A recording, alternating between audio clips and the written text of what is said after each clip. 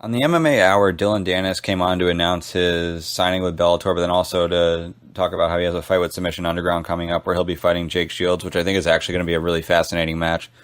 Shields is really good at getting guys down and then really controlling from there. If you'd remember his fight with Damian Maia, he was able to actually win what was essentially a grappling match in MMA, and he beat Damian Maia in that.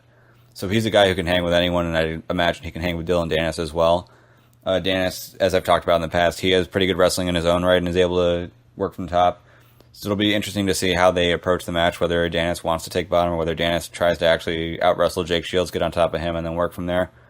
So that on its own will be fun. But why I'm really talking about Dillon Danis is because I think he did something that was brilliant. And what he did was he went on Ariel Helwani's show and he made the claim that he is the highest paid fighter in Bellator. Now here's the thing. Society, sometimes we're a little too susceptible to being trolled, and this is just a great troll on his part. So when somebody says something wild and we know that they know it's false, it doesn't really matter that much to us. But when somebody says something wild and we think that they actually believe it, then people go nuts. And the biggest case in sports right now would be Lavar Ball, who is the father of the three. His three sons are all top basketball recruits. Lonzo Ball went to UCLA this year. He'll be drafted probably in the top three, if not number one overall this year. And his other sons are pretty high-level recruits.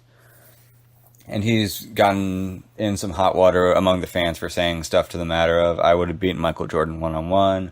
My son can be like Magic Johnson, but with a better shot.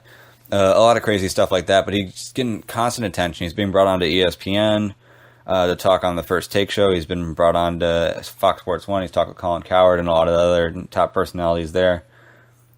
And the reason why he keeps getting so much attention is because when he says these things, people think he actually means it. So when he says, oh, my son can win more titles than Michael Jordan, or I can beat Michael Jordan in one-on-one, people are like, oh, no, that's wrong. I want to prove him wrong. I want to tell you why I think he's wrong. And it just spurs on more conversation about him. And he's gotten so much attention from doing that. And with Dillon Danis, when he said that he was the highest paid fighter in Bellator and said it as if he believed it, it drew attention from Ariel Helwani when he said it, but it also leaked into other interviews. So during this whole week where Bellator had all this media coming, you were hearing a lot of the top guys. You were hearing Michael Chandler, the lightweight champion, talking about Dillon Danis. You were hearing Matt Mitrione talking about Dillon Danis. A lot of these interviews with other guys end up having Dillon Danis' name pop up in them just because he made it seem as though he actually believed he's the highest paid fighter in Bellator. And that's smart on his part. He's getting his name in a lot of people's mouth. In MMA, the biggest thing you want to be able to do is to get attention from the press.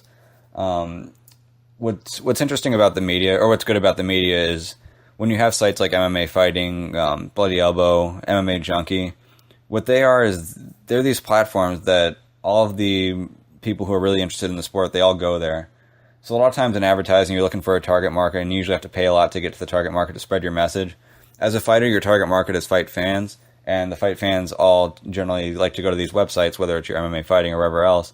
And if you can get your message there for free, then that's even better. And obviously, most fighters aren't going to actually pay these web outlets to spread their message, but you get the point. It's valuable to be heard on those sites and to be repeated over and over. So when he's getting his own interview, that's big. But for him to work his way into other people's interviews, whether it's Michael Chandler, whether it's Matt Mitrione, anyone else in the company, that's big for him. That's more attention for him, and that's going to build his brand even more. So for him, he's embracing the heel, and he's doing a good job of it. And I feel like the more he does this game of, let me say something outlandish and let me make it seem like I actually believe it, whether it's him talking shit about John Jones, him talking shit about a lot of guys, really. If people bite into it and they're like, you know what, I think he actually believes it, and I'm pretty sure he's wrong, and I want to hear why he's wrong, I want to see why he's wrong, I want to see him proven wrong, you're only feeding into what he wants. So great job on his part to do that. You don't want to overuse the tactic of just saying outrageous shit. He's obviously going to have his debut at some point. He's going to have to back up what he's saying, but his skill set is great. He can definitely back up a lot in the cage, and we'll get to see fairly soon what he's able to do.